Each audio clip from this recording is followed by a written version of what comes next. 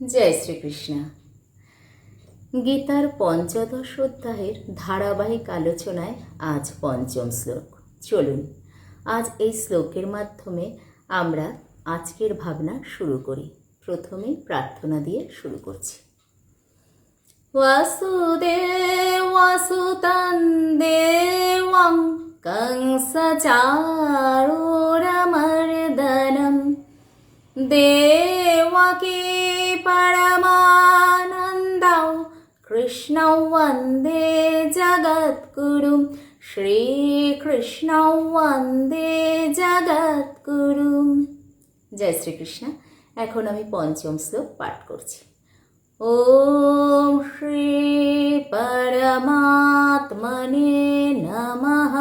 শ্রীমদ্ভগবদ্ গীতা अथ पञ्चदशोऽध्यायः। निर्मानमोहाजितसङ्गदोषा अध्यात्मनित्या विनिवृत्तकामाः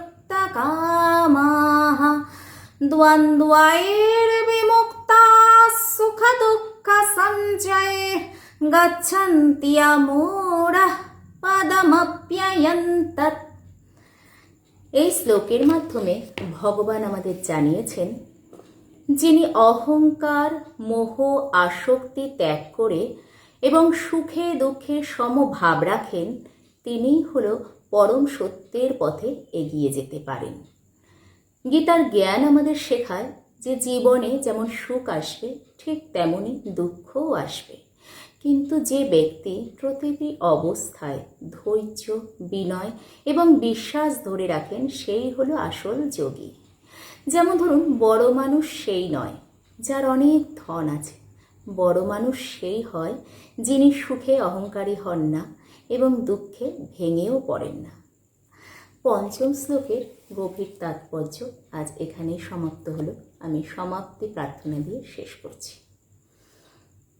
योगेशं सच्चिदानन्दौ वासुदेवौ प्रजप्रियं धर्मसंस्थापकौ वीरं कृष्णौ वन्दे जगद्गुरुं श्रीकृष्णौ वन्दे जगद्गुरुं।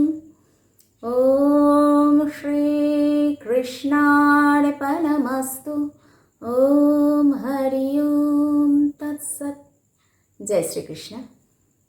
আমরা ভগবানের এই বাণীর সাহায্যে নিজেদের জীবনকে এগিয়ে নিয়ে যাব। আমরা পরবর্তী পর্যায়ে প্রতিটি শ্লোকের গভীর তাৎপর্য আরও ব্যাখ্যা সহ শুনতে পাবো এবং জানতেও পারব। আজ এখানেই সকলে ভালো থাকবে। জয় শ্রীকৃষ্ণ।